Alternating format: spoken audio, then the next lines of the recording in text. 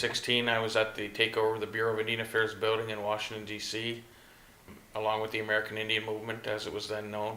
And when I was 17 in 1973, for a while I was inside of Wounded Knee, South Dakota, when there was a standoff between the American Indian Movement, the Oglala Sioux, and U.S. Marshals and the FBI.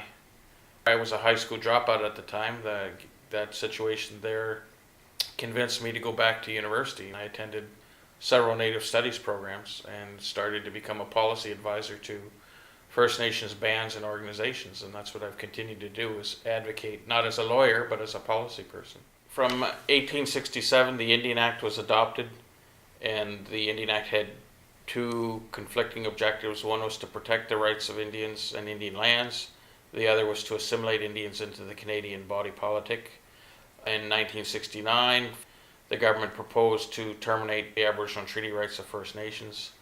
The First Nations fought back, and as the Constitution was patriated, they included Section 35 in there to recognize and affirm existing Aboriginal treaty rights.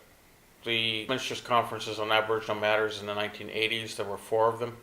Those ended in failure without an agreement to define Aboriginal treaty rights. Following that, the government's position was there were no rights unless they were negotiated. And they instituted land claims and self-government policies that First Nations went into, and they basically compromised their Section 35 rights in the final agreements. Conservative government has policy objectives in their comprehensive claims and land and self-government policies to turn First Nation communities into municipalities by converting their Aboriginal title into fee simple lands.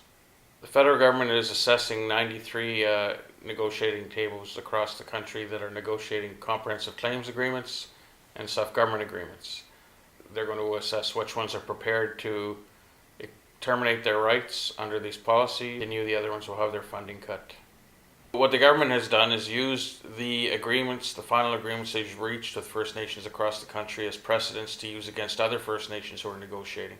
Those groups that have entered into final agreements, they created a whole new organization called the Land Clearance Agreement Coalition to lobby the federal government to implement their modern treaties.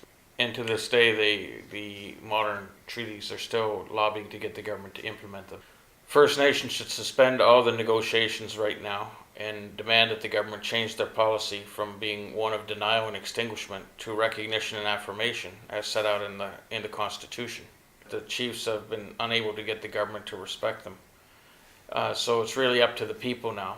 And this is where the I Don't Know More movement and the Defenders of the Land Network have come together to encourage the people to start taking action, sustained actions across the country this spring and this summer within the goal of getting the federal government to reverse its policies of denial and extinguishment to recognizing and affirming Aboriginal treaty rights. So that's where the hope is in the people.